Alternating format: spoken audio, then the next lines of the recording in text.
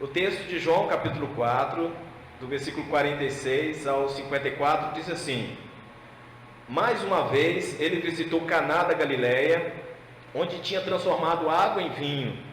E havia ali um oficial do rei, cujo filho estava doente em Cafarnaum. Quando ele ouviu falar que Jesus tinha chegado a Galileia, vindo da Judéia, procurou e suplicou-lhe que fosse curar seu filho, que estava à beira da morte. Disse-lhe Jesus: Se vocês não virem sinais e maravilhas, nunca crerão. O oficial do rei disse: Senhor, vem antes que o meu filho morra. Jesus respondeu: Pode ir, o seu filho continuará vivo. O homem confiou na palavra de Jesus e partiu. Estando ele ainda a caminho, seus servos vieram ao seu encontro com notícias de que o menino estava vivo. Quando perguntou a que horas o seu filho tinha melhorado, eles lhe disseram: A febre o deixou ontem a 1h da tarde. Então o pai percebeu que aquela fora exatamente a hora em que Jesus lhe dissera: O seu filho continuará vivo. Assim creram ele e todos os de sua casa. Este foi o segundo sinal miraculoso que Jesus realizou. Essa mensagem foi ministrada no templo da Igreja Batista Nova Jerusalém, bairro Betânia, Ipatinga.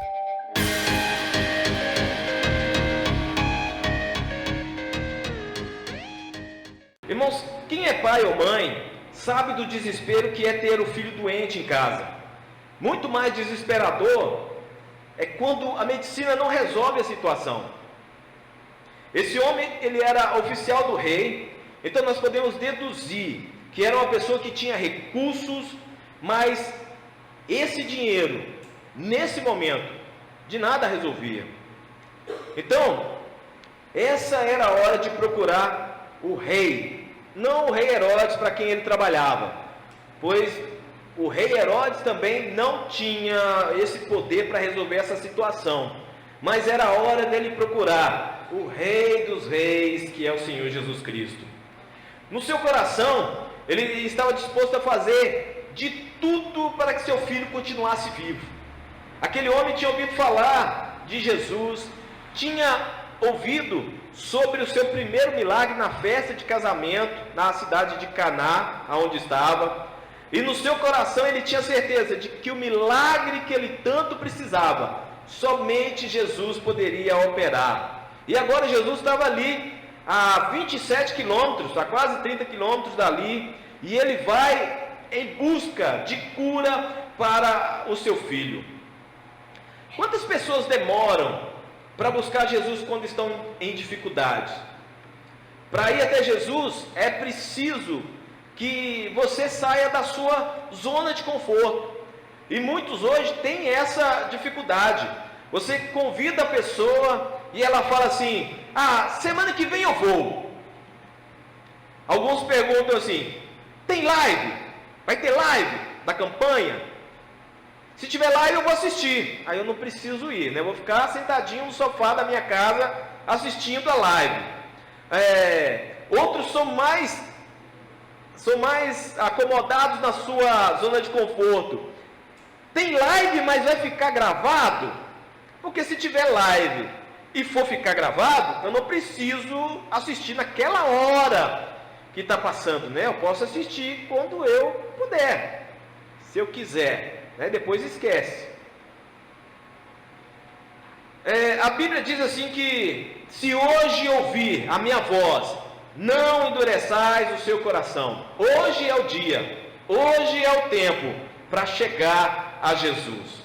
Quando esse pai chega perto de Jesus e o chama para ir à sua casa, pois o seu filho estava à beira da morte, Jesus responde para ele assim: se vocês não virem sinais e maravilhas, nunca crerão.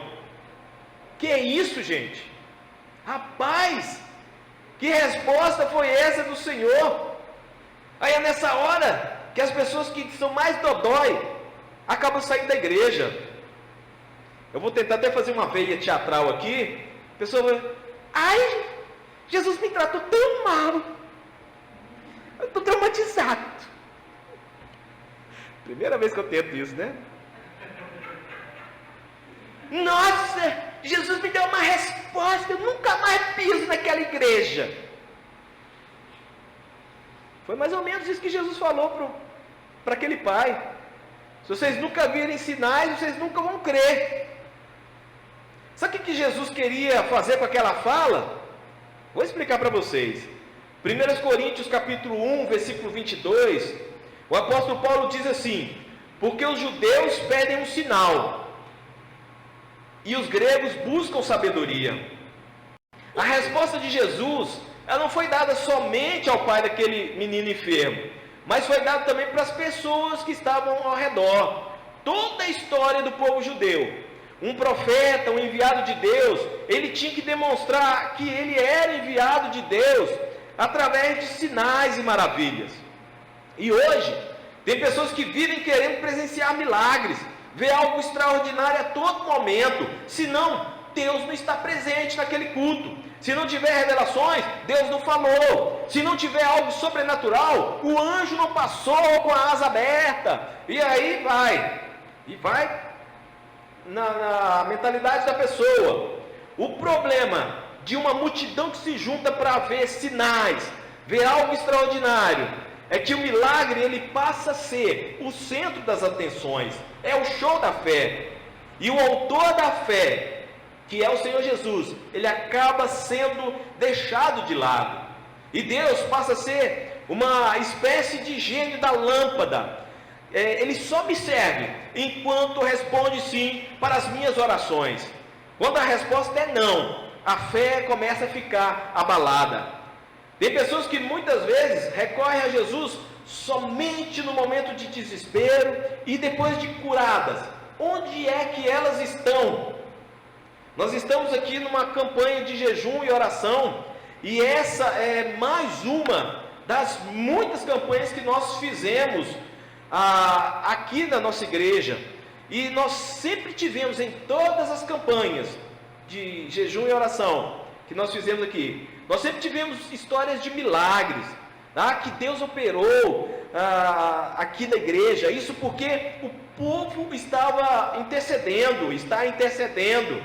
Mas aí eu pergunto, onde que estão os curados? Onde que estão os curados?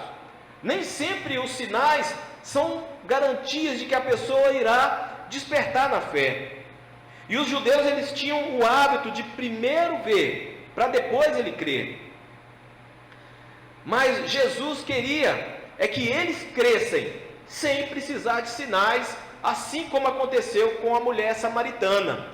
Quando você lê todo o capítulo 4 de João, antes de chegar aqui nesse episódio do garoto doente, a mulher samaritana creu, sem nenhum sinal extraordinário.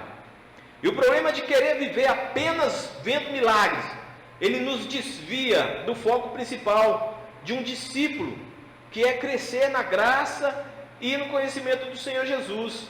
É viver uma vida de servo, adorador, de alguém disposto a cumprir o propósito e a missão que Deus tem para cada crente.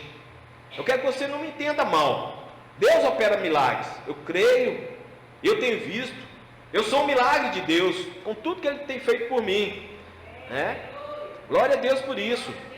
Mas eu vou usar aqui uma frase do pastor Maurílio Dimas, autor de vários livros, que ele diz assim: receber milagres de Deus é muito bom, mas receber o Deus de milagres é melhor ainda.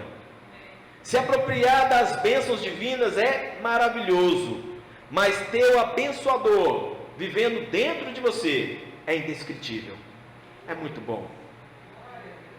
O que nós podemos aprender aqui é que Jesus é o Senhor sobre a vida. Jesus cura, e Ele cura porque Ele tem poder.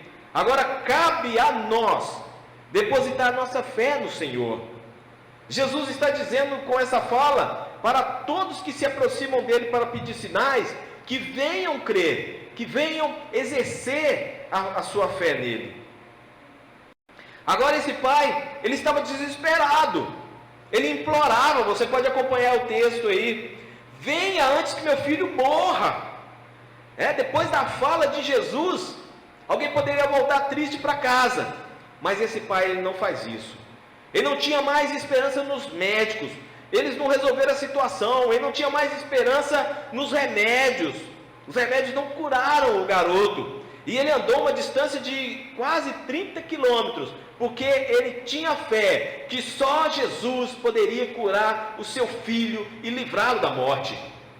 Agora era a hora dele perseverar nessa fé. Agora já não era mais lutar contra a morte do filho, mas era convencer Jesus a ir até a sua casa. Ele sabia que na sua casa, o milagre que ele tanto precisa, só Jesus pode operar.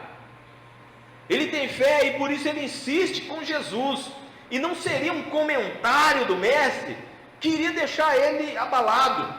Ele não precisava do milagre para crer, mas ele já cria mesmo sem ter milagres. Ele tem fé e ele está nesse momento exercendo a sua fé. Muitas vezes o problema não é a demora de Deus em responder nossas orações. Muitas vezes o problema é que muita gente desiste muito rápido em continuar pedindo a Deus. A gente vive no tempo da mente acelerada, como diz o Augusto Cury. A mente acelerada. A gente vive no tempo dos lanches rápidos. A gente quer chegar, o lanche já está pronto. Tudo para agora. E quando a resposta das nossas orações ela não é respondida na hora, muitos acabam desistindo. Por isso eu digo para você, meu irmão, minha irmã, que está aqui nessa noite, não desista do desejo de ver a sua família no altar de Deus. Interceda, persevere, insista com Deus pela sua família. A resposta de Jesus para esse homem é maravilhosa. Depois de toda a insistência, Jesus diz para ele assim: pode ir, o seu filho continuará vivo. O homem confiou na palavra de Jesus e partiu. Isso está no versículo 50. Esse pai é mandado de volta para casa. Olha a situação. Jesus não vai com ele. A única coisa que ele tinha agora era a promessa de que o seu filho continuaria vivo. Não tem celular para ligar para a família para saber como o filho está. Então, quando esse pai foi até Caná procurar Jesus, primeiro ele não tinha certeza se o encontraria, mas encontrou Jesus. Insistiu para que ele fosse com ele até a sua casa. Ele não foi. O que esse pai tinha agora, nesse momento do retorno, era uma promessa.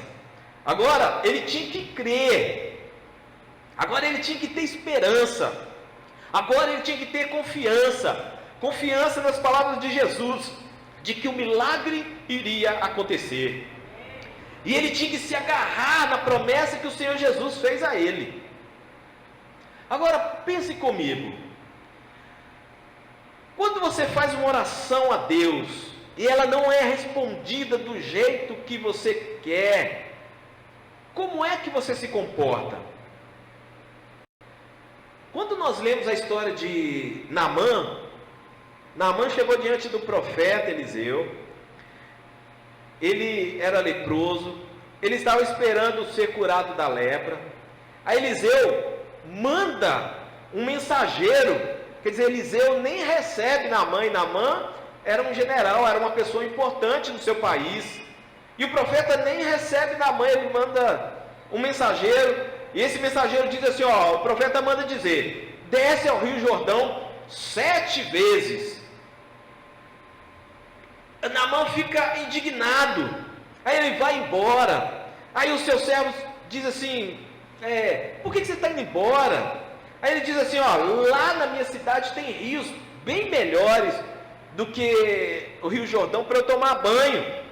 Eu esperava, aí essa parte interessante do texto, eu esperava que ele ficasse de pé, o profeta, né? É isso que Naamã esperava. Eu esperava que ele ficasse de pé, que invocasse o seu Deus, e movesse a mão no lugar afetado, e assim me curaria da lepra. Agora ele vai e manda eu tomar banho no Rio Jordão. Vou não. Quer dizer, o que ele tinha planejado não aconteceu. A cura que ele tinha planejado, da maneira que ele tinha planejado, não aconteceu. E aí os servos de Naamã começam a insistir com ele. Olha, se ele pedisse algo difícil, o senhor não estava disposto a fazer? Ele, sim. Então, por que não se banhar no Rio Jordão? Né? Eu aprendo cada vez mais com esses textos bíblicos que a solução que Deus tem para os nossos problemas são melhores, bem melhores do que a solução que nós planejamos e que muitas vezes nós pedimos a Ele. Você já parou para pensar, irmãos, nas orações infantis que você já fez? Já parou para pensar? Isso é sério. Eu já ouvi crente pedindo a Deus para ganhar na loteria. Eu já ouvi.